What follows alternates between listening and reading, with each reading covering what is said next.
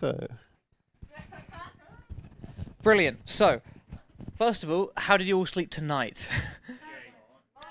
As per usual, marginally better. So I heard that the first night was pretty naff. I managed to dodge that one luckily because I was stuck up at work. Because of that, though, I don't have all the usual kit I normally present with because I couldn't be bothered to drag it around the office for a week, to be quite frank with you. So I've only got what I could cram in my pockets, but that's kind of what camping to me is all about, right? It's bodging it. It's all just a bodge job from start to finish. Like, how many of you forgot something? Or you got here and realised that you should have taken the thing, you know, because you're there and you're sat at home and you're like, do I need this? No, no, no, it'll be alright. And you get to site and you realise, oh, I did need it, didn't I? Also, if I let any swears loose, that's fine. It's an 18 plus con. I make the rules. So, pardon me as well. There's also a lurgy going around the office, so I'm a bit out of it today. Uh, also, I had some word that because of the frost like on the first day, we had some ice in people's tents. Did any of that get inside? How it was it inside your tents? It's all condensation, isn't it? Pretty much, mostly. And what do you do about the condensation? Where did you set up? Did you pitch thinking about that? Because that's the first thing that I did when I got here, quite frankly, too late yesterday. So you might have noticed I'm packed up at the back by DC's van. I couldn't be bothered to move the tent in here, I'm afraid, but it's I brought my tarp with me, and that's it. That's my setup: my tarp, my sleeping bag, and my roll mat. Because for me, that's all I need. Because once you get the skills and the practice you want, you can make do. um, but I still have those same condensation issues that you have. But by making sure that everything's actually patterned down tight and the skin on the outside is pulled as tight as I can get it, all that condensation is just going to run off the inside and into the ground. Because I don't have a ground sheet, so it doesn't puddle up, it's got nowhere to go. It just goes into the ground and disappears away. So I've had no issues with moisture despite the fact I'm sleeping on the grass. Like, so long as you pre-plan these things, you can figure out where you're going and what you're doing. But yeah, shoot. Hmm? Pardon? Yeah. Like if you can pat everything down, do.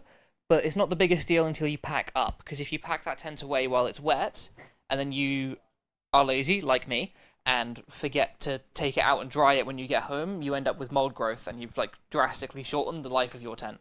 It is a bit of a chore when you get home to take all of the stuff you just packed away back out again and then hang it up in the garden or out the window or whatever you do. But it's just one of those things you've got to do, unfortunately. But that's what I mean when I say like camping's all a bodge job and it's all a heuristic. How much work are you willing to do for how much effort and reward? But yeah, I'm lazy. I don't pat my tarp down or anything. And when I get home, I literally just clip a carabiner to it and lob it out the window. The council don't like it, but it is how it is. But like, the reason why I do only travel with a tarp is there's nothing that I can forget. Like I mentioned earlier, who here forgot stuff, and you'll throw your hands up, and it's like, right. But if you can make do with very little, then there's never anything to forget. I leave my bag packed. I keep my tarp in there, my hammock in there, some cordage, and these three tools, which is just my knife, my saw, and my hatchet. And I know that with that, because that bag is already packed and it already has everything in it, there's nothing I can forget, because I can make do with just that. Obviously, being staff at the con, I've had to drag quite a lot more with me, spare gear mostly, but that's just how it ends up. But camping is that heuristic, because some people might not find the ground all too comfortable, which it's not. But like, how many of you go with air mattresses versus like a roll mat? Like, if you've got an air mattress, yeah, like the insulation's great, it's comfy, but it's also a lot of work to pack up and put away. That's not something that I have to concern myself with if you're just on a roll mat on the ground. And I'm not cold because I've got the skills I need to make sure that it works.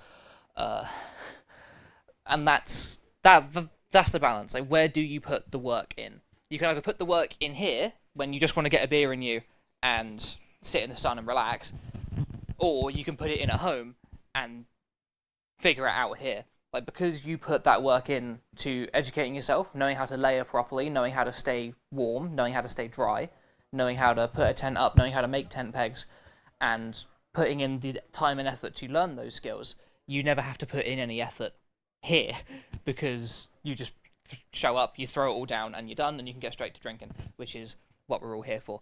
Let's be honest. I haven't started today. Well, it doesn't matter what you're drinking. There's tea, but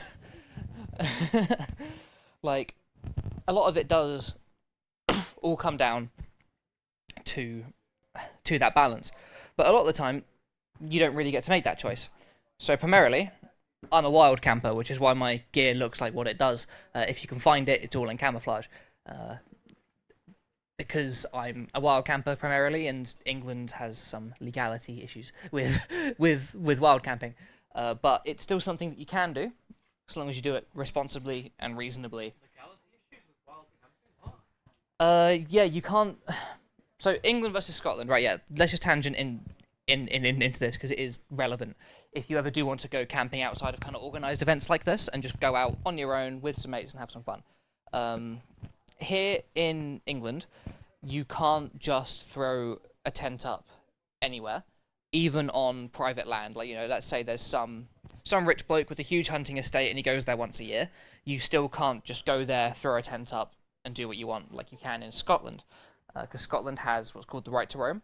So you can do any non-impact adventure sport that you please to do in Scotland on private land within reason. So it can't be destructive, it can't be loud, you can't go near the landowner's house and start throwing bricks at his windows, right? Or threatening his sense of security by camping inside his front garden, right? Wales is the same as England, unfortunately. Half and half, though, because most of Wales is national park, so they've got different things going on, but a lot of the national parks in England are unfortunately privately owned. So, like, the New Forest, for example, you can't just throw a tent up in the New Forest down here in England and camp there, because it is all privately owned despite being a national park. See, that's why all the gear is camouflage.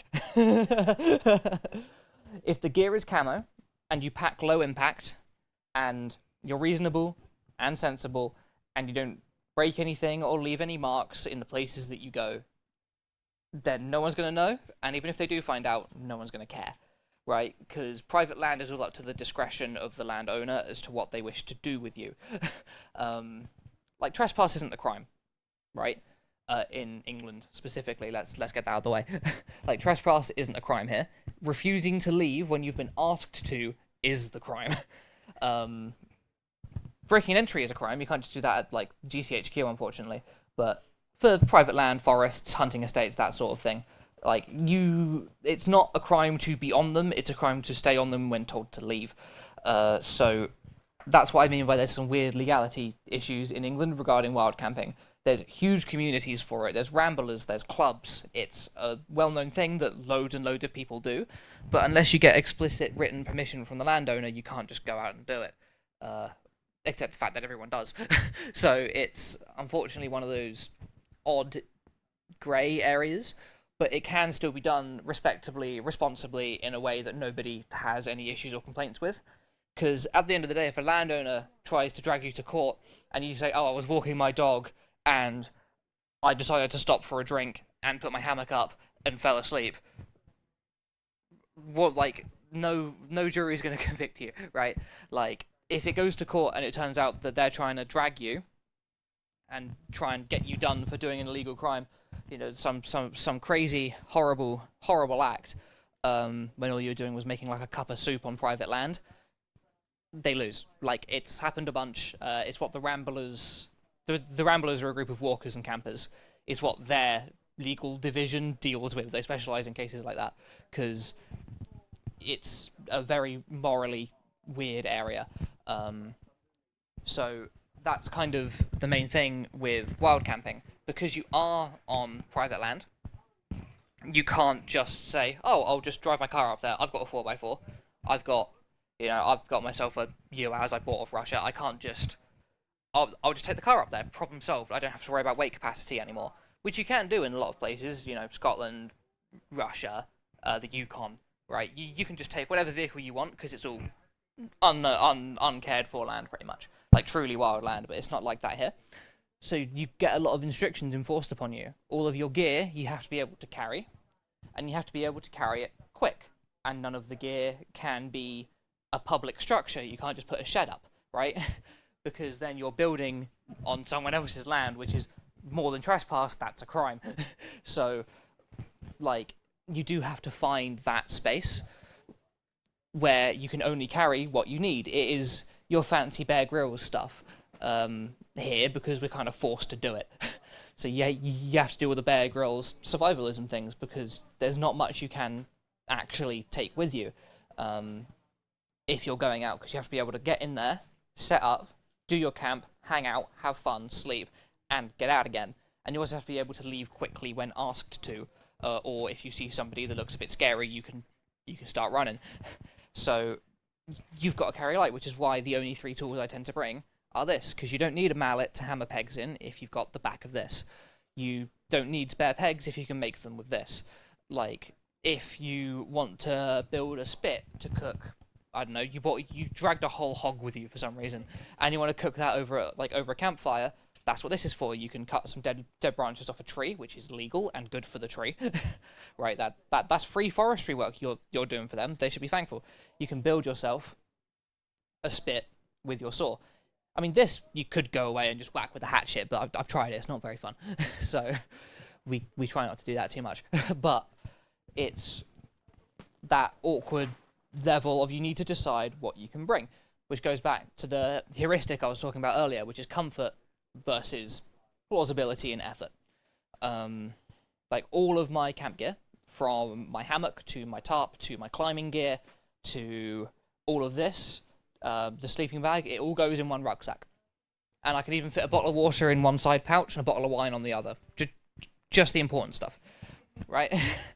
And you can do that. You can go out with just that bag, and if your mates all have one, you can carry the world on your back while still like, you can live in comfort when you're wild camping here in a way that's still stealthy, concealed, plausible, and most importantly, cheap.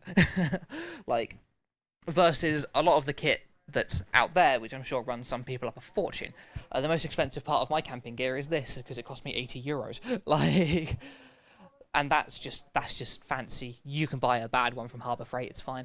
Like, there is no superiority in this. It's something that everybody can go out and do with just a little bit of education, right? Like, we're all kind of we're all masters of the bodge job. It's just none of us like to admit it, and we're all a bit ashamed of the bodge job. You know, it's a childish thing. It's what non-professionals do. But there is professionalism in being able to bodge something together in a way that's appropriate and safe. But it's just not a mindset that a lot of people can get into.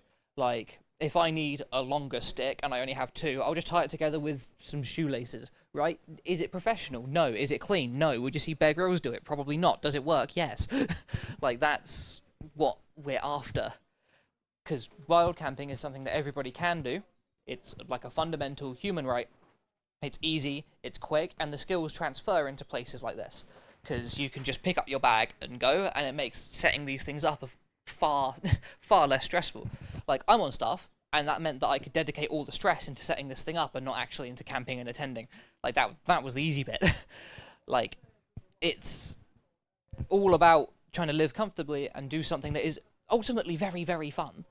Like, going camping, even if it is just in a field like this, or you're going out stealthy, laying in the mud to avoid the farmer, right? Like, it's all good fun that everybody can do. You just have to realize that you can do it.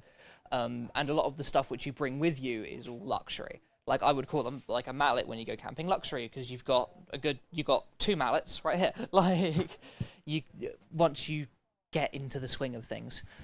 But it is about doing it responsibly.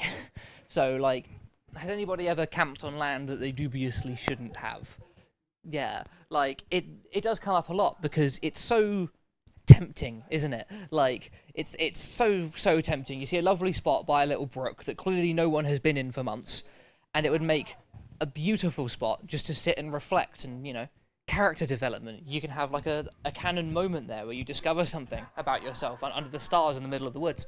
Like, it's very tempting to do, but the thought that you can't do it, or it would be difficult, or somebody would yell at you, is what kind of prevents you from doing that.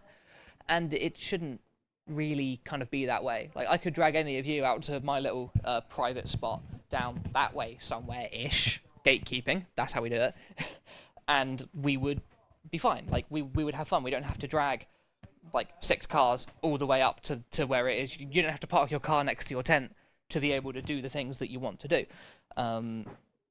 Like I can. There's been times where I've wanted to go climbing while I'm out camping. Right, normal thing to do. I just wear my harness out, like because anything that you can strap to you works, and you can carry a lot of stuff, way more than you think you can if you pack it properly. So like, how many people put thought into the way that they pack their bags, or just kind of cram it all in, you know, like, because it is the weight distribution that matters a lot. Because you can be walking a lot when you're wild camping, because you can't bring the car there. You've got to park the car somewhere and walk in. Because if you drive, you'll get told off. So when you do pack those bags, we always go medium stuff that's not important at the bottom, the heaviest stuff in the middle, and the very light stuff you might need immediate access to at the top. Medkits, that goes at the top. We don't go wild camping without a medkit for obvious reasons. Like, and once you have those bags packed properly, and all the things you could possibly want are accessible and at the top of your bag, it's so much less stressful. There's no time constraints. You can just throw your bag down. You don't have to tear your whole bag apart. You just take what you need off the top, and you're gone. Like, it's bafflingly convenient and easy if you do it right, but you have to do all the planning in advance, which is boring and does suck, and no one likes to do it. But once you're out, you'll thank yourself. Like a similar thing that we have in climbing, like in rock climbing, is there's loads of sorts of gear, and some of the gear is idiot proof. In quotes, you can just clip it on, it will lock itself, and you're fine. It works, but it's not the strongest gear, and it's not the most versatile gear. So if you instead, when you're at home, practice with some different gear and learn it, so when you're out, you can use it. So the alternative to those auto-locking clips is to have clips that you have to screw shut, and those are stronger, more versatile, cheaper, which is the important bit, but if you forget to screw it shut, you're in trouble. So you need to put in the effort beforehand, learn, practice, like if you have a bolt in your room or like a beam, if you're in like a loft conversion, like just practice on that over and over and over. So when you do go out, you can get it right every time, and you can actually have the fun that you're trying to have, because climbing and camping is fun. It's brilliant, it's enjoyable, and you can just sit with your mates and have a good time anywhere you want, within reason, which is great, but you have to put in the effort beforehand. Like, you wouldn't just go out with a hatchet you've not used before. Like, figure it out. Even if you've bought a new one, the weighting might be different. The edge might be different. The way you hone it off might be different. Just practice it beforehand, and you'll be fine. Like, because you can do it. Like, if I had a nice big screen, I'd show you all my holiday snaps, but that would be awfully boring.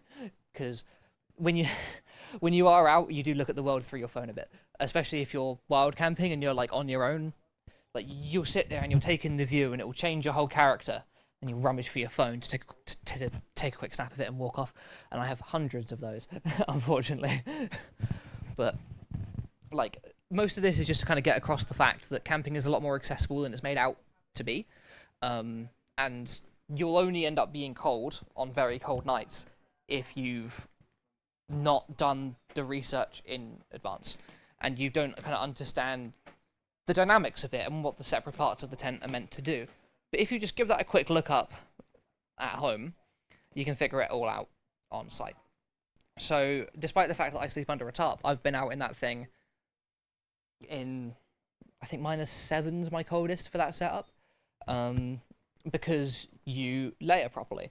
These are just my work scrubs, but I actually have thermals on under these, and then I have a mid layer, and I have an optional top layer that I can wear over that. And having those proper layers in the order they're meant to be is going to be far warmer and far comfier than laying in a sleeping bag and just pulling up blankets and throwing them just over the sleeping bag to try and get you warm. Because that will work eventually, but it's not going to be anywhere near as energy efficient as actually layering properly and putting in some forethought. Like, because sleeping bags trap heat, throwing more heat trapping things on top doesn't particularly help all too much. So last night I did get woken up by the cold. Happens. Got to 1 a.m. and the temperature dropped. So I noticed that the only parts of me that were cold, because you got to like analyze the situation. The only parts of me that were cold were my knees and like the small of my shoulder up here, which are my pointy bits because I'm very pointy and bony, which the missus hates. So like, it's those bits, those protrusions, those extremities that are poking into my sleeping bag, and obviously that's going to compact the insulation. And insulation traps air, which keeps you warm. And if you're poking into it and nudging it with your sharp bits, you're going to be pushing that insulation to the side or compacting it, which means there's less air in there to keep you warm. So I just had to make sure that there was something between my extremities and the sleeping bag to allow that insulation to be puffed out properly. So I ended up just reaching out in the dark, feeling for something soft. I don't know what it was. I think my fleece. And I crammed it in the sleeping bag and put it over my knees to pad my bony bits from the insulation. And then I was straight back to sleep. Like, it was perfectly warm, perfectly cozy, and I stayed like that until the morning when it was quite frankly too warm. So, like, it is a matter of you do have to like think these things through. You can't just throw another blanket on top because that's probably not going to work. If you're already cold, adding extra insulation won't help. You need to look at the situation you're in and patch up the bits that aren't working. Like, there's so many just little things like that where after you've done it a few times and after you've looked it up or watched your YouTube tutorials, you can just go out and do it and have fun. Like, this is a new piece to my arsenal. It's just a little thing of solar panels. It folds up. It's very nice. I quite like it. I originally just bought a power bank with me, but those are quite heavy, and I forget to charge them because I'm an idiot. And as established, I tend to do all of my thinking first, and all of my camping second, and I leave my bag always packed. And because I leave that bag always packed, sometimes I get distracted and I don't charge my power bank, and I go out and find out I've got no power. Got no problem with this because it's just not even a power bank. I just whack it up like on a tree and it's fine. I can just go out and know that it works. It's a grab bag, and then when something is accessible, you tend to do it. There's so much stuff that you want to do that there's some sort of inconvenience in there. There's something that's stopping you from wanting, like, from doing that. Because convenience is like the enemy of actually achieving your goals. Right? There's so much stuff that you might want to do, but you just, oh God, you got to do the washing up first. What a pain in the ass, right? Like, but if you can make something convenient for yourself, you'll go out and do it more. And the way you make camping convenient is by learning that you can do without, and learning that you will be okay because you've got that skill set. So, like, all this stuff stays in the bag, and I know that I don't have to bother charging my power bank. I know that so long as I pull the tarp in from outside the window, I'm good. Like, I've got nothing extra to pack. I've got nothing extra to do. I can just pick up the bag and go. Like, within half an hour, I can get a message from my friend that says, "Hey, do you want to go camping? I went to the butcher's and we got some pheasant. Do you want to go camping and put it on the fire?" Yeah, yes, please. And I can just pick up the bag and I'm out and I'm gone. And I have a brilliant time because it's convenient. Like, and it is making that convenience which makes you want to do stuff, and you can go out and go camping and do this sort of thing without the too much money in setup.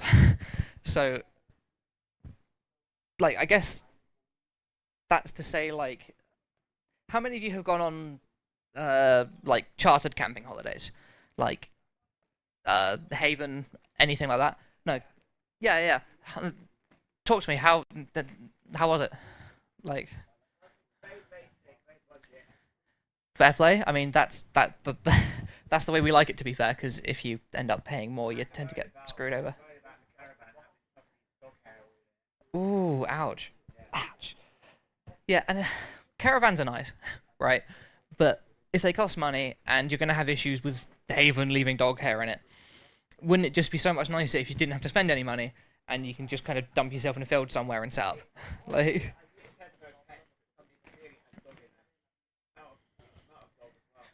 hell is other people, right? Like, it's always other people that cause you problems. And if you can cut your dependence on those just with a nice basic skill set, things do get a lot easier. Yeah, a tent or a tarp or a hammock. Because the reason I transitioned from tents into hammocks is hammocks are bloody easy. Like, they're so easy. Like, you don't even have to know any fancy knots. You know, I could have made this session all about, hey, here's some string, which I don't have because I left it at home, right? You know, here's yeah, true, but I'm using those. Yeah, it's like, here's some string. Let me show you all some fancy knots, right? Some Bear Grylls fancy survival stuff. But you don't need it. Like, I hang my hammock with a bow on either side, the same as is on my shoelaces. I just tie a bow on either side, and friction and the grace of God keeps it on. Because bows are good, trees have loads of friction on them, and hammocks are meant to be hung up. You don't have to learn any of the really fancy stuff. And even if you can't tie a bow, if you can't tie knots, tie lots. Like, just wrap it around the tree a bunch until it stops moving. Like it's very accessible and very reasonable, and again very convenient. That is why I switched to a hammock. Sheer convenience. And the more convenient I can make camping, the more I want to do it, and the more memories I get to make. Like, and back to the legality thing as well. Somebody could say, "Oh, well, putting that tent on the ground, you've covered the grass for 2 nights, and now the grass is dead. You can't pull that one on me with a hammock, mate." Like, because I'm up in the tree. Oh, what? My soft fabric cords are damaging the protective bark of this 300-year-old tree. Yeah, no bullshit. Like, it's just a way that means that I can't be dragged for the things that I'm doing when I go out camping, and it's easier to set up than a tent because there is no poles, there is no guy lines. You just tie 2 bows and it's up. Convenience. What else is there with hammocks? It's really convenient. I just had a brilliant idea with I could talk about hammocks all day. Let's yap about hammocks. Like, they are definitely the most convenient form, because also getting a tent back in its bag, right? Nightmare. Absolute nightmare. I can't do it. I've got loads of tents. I've tried a lot. I can't get tents back in their bags reliably. Hammocks, you just kind of stuff them in, you just kick them, because there's nothing really to protect with them. There's no windows that don't fold quite right and fold weirdly. There's no air you have to push out of them because it doesn't seal. It's just a loose bag. You just kick it in, and it stays. Like, convenience. Like, it's fast, quick, efficient. People can't have a yell at me. And you can throw it up without any specialist training, any specialist tools. You don't even need any of this. You can just take a hammock and be fine. Or even when you guys were setting up here, right? When you're trying to find a pitch, you know, you're checking for rocks, you're checking for branches, you're trying to get them out the way. What if there's a root after you've set up and now you're laying on a root? Great, isn't it? Or waking up with bugs in your tent because there's a hole in the corner you forgot about? Yeah, that's fun. There's none of that in hammocks because the bugs are on the ground, the roots are on the ground, the sticks are on the ground. So long as there's 2 trees, I can just throw it up. And here in England, we have a lot of trees. Not as many as we should, but we've got a lot. Unlike Scotland, you know, you can't go up in the Highlands with just a hammock, unfortunately. But you've got to look at what you've got around you, look at where you want to be, look at what your goals actually are, and then make it as convenient as you can to go out and do them. And a lot of that involves camping for me, because it's fun. That's why we're here. Like, it's good. It's good fun, but even here, you know, we're beholden to some master overlords. If you're off camping, you can just, like, if you're off wild camping, you can just kind of do it. And if someone tells you to leave, so long as you go, okie dokie, mate, I'm off, they can't do anything to you. You can just walk off, and it's fine. And it's okay. Have I ever been caught? Twice. Out on land. And luckily, both times, the farmers whose land I was sneaking on, they were completely chill about it, because so long as you look like you know what you're doing, you don't have to. So long as you look like you know what you're doing, people tend to not care. If you're some person with very bad fire safety and you've bought the cheapest tent possible from Decathlon, and it really just doesn't look like you've got a Scooby about what's going on, you'll probably get told off. But yeah, you might have heard of it if you live sort of down south ways. Dartmoor has a few heath fires every year because people are going out with the disposable barbecues, the little silver things that are full of coals that you just light the top and throw them down. Those things, the devil, the absolute devil. And they give us campers a bad name because a couple of yuppies from the city, they'll go out, they'll buy some disposable barbecues because they don't know how to start a fire properly, and then they'll burn down half, like, they'll burn down half of Dartmoor. Or even down my end, Canford Heath, massive fire. Same thing, more disposable barbecues again. There's we always get a couple of burn injuries on Bournemouth Beach every year because people bring a disposable barbecue, they put them down, and then they think that they can just kind of throw sand on them, and now it's not hot anymore. And then some kid comes along, doesn't see it because it's all sand, burns his foot, and I have to deal with it, and it's miserable. Like, those things are the devil and give us campers a very bad name. Like, because people just can't be bothered to learn to start a fire, which is so much safer. It's unbelievable, pretty much. But it is like those bad eggs that give us a bad name. And so long as you don't look like one of those bad eggs, people tend to be respectful of you and your plans, because it is lovely out there. And the thing is, they know that that land is lovely. That's why they bought it, right? So they understand your goals, and they can't really have a go at you for what you're trying to do. There's another example, which is Dartmoor again, where some people had tried to start a fire, but apparently they couldn't be bothered to look up how, because they had gone out, they had found a felled tree. It was only recently felled too, so it was still moist on the inside, but didn't stop them. And they just carved with some chisels from B&Q.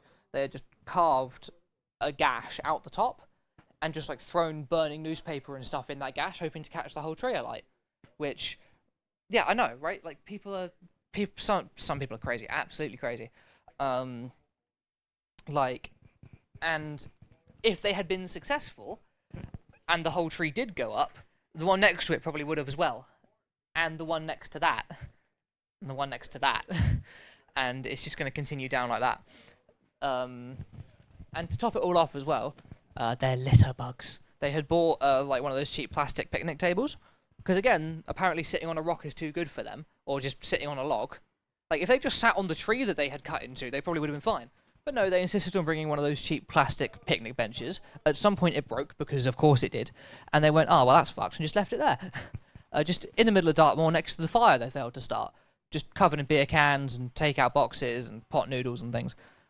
It's those few not very nice people that I have some choice words about, which is why camping has a weird legality in England, because landowners get a bit defensive.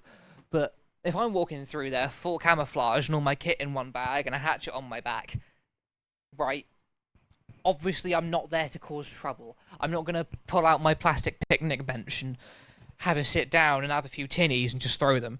I will have a few tinnies, but I take them back with me. And some people are understanding of that.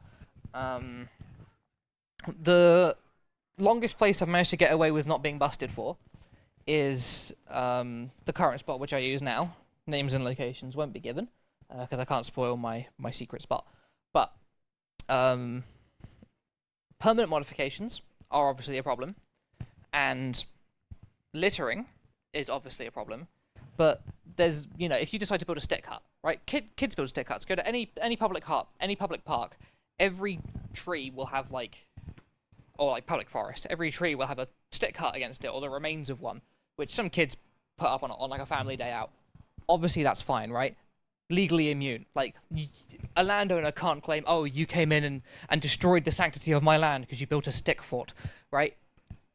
So, using that as reason, if you decide to build some things with materials that were already there, that's fine. So if you want to take some rocks and put together a little fire pit, that's fine, because you're practicing proper fire safety, and you're only moving the materials of theirs around in a way that preserves the sanctity of the area. Obviously, put it back, bury the fire pit, don't just leave it all there. That's not very nice. But you can do that, and it's fine, and it's fun too. Because you get to feel like a Minecrafter, or just like a caveman, just rediscovering sharp rock. It's brilliant. It's really fun. Like, because there's a lot of simple pleasures like that which you can find out on other people's land, and it's legal to do that. It's not legal to be there, but it's legal to do it. So, like, finding that appeal and finding the fun in the simple things and bodging stuff together is the fun part. Because it was just a bunch of cavemen, you know, a few years ago, at least 10. They are the ones that they were just bodging stuff when they discovered sharp rocks and things. Like, yeah, it's just the game.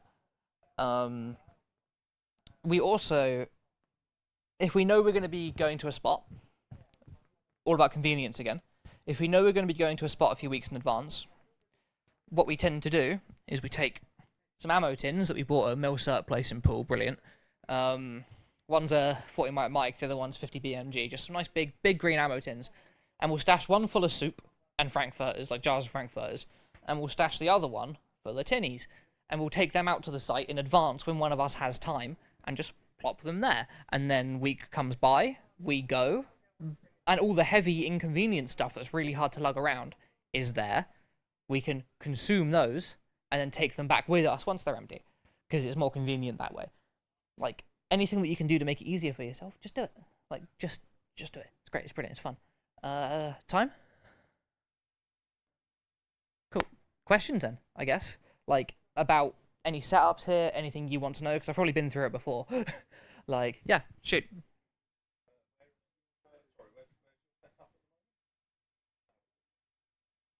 So you know DC Sparks' van, like just down there on the right, there's a van.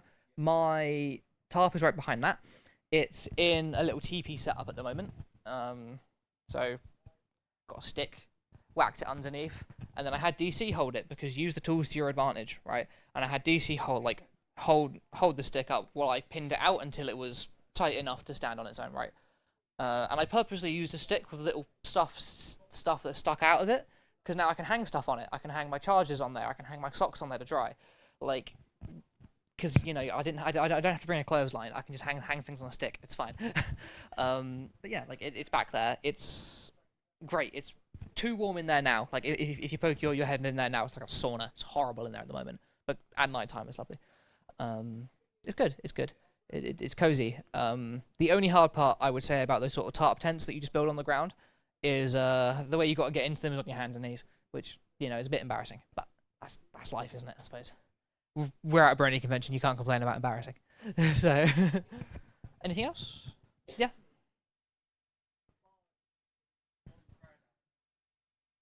A what? Sorry. Oh, a bodge. I mean, most of my like bodges come in like my climbing, which does merge actually. So sometimes I bring my climbing gear when I go camping because I camp in a hammock. Why put the hammock here when you could put it, you know, up there, right? That's fine. And you do have moments when you're climbing where you realise that there's a thing you've got to move, right? You've got to move the anchor across, or the ilk. And you've got to figure out a way to do that in a way that's obviously safe, because I'm not trying to deck, I'm not trying to hit the ground. So you've got to look at what you've got, and how do I explain this in a way that's easy to like visualize? Big oak tree, lots of long straight branches coming off, quite high up in the canopy, and I decide at 1 a.m. that morning without a light that I really need to pee, and I'm up in a tree in my hammock, and I do have to move my personal anchor point from where it is to where it isn't, so I can walk along a branch and pee off the side of that because I don't want to pee underneath the hammock. And my slings were currently holding me into my hammock as it was, so I had to bodge together an anchor that I could use to take my current anchor off so I could move down the branch. And the way I did that was I pulled up my climbing line from below me, and I used the end of my climbing line and then tied it off into a massive fixed loop and then used that as my anchor. So I was clipped into the top of the line, and and I was using the bottom of a line as an anchor and also clipped into that. So it was a bit of a mess, and it was a bit weird to look at, but it's one of those things where I've been climbing long enough, I can do silly bodges like that, and I know it's safe, I know I can get away with it. Like, because you do realise what you can get away with and what you can't if you climb. Climbing's fun. Yeah, climbing's very fun. I left all my hardware out there, unfortunately. But anything else? Yeah, shoot. Like, any other questions? I think that's us then. I think we're sorted. Cheers, everybody. Thank you very much.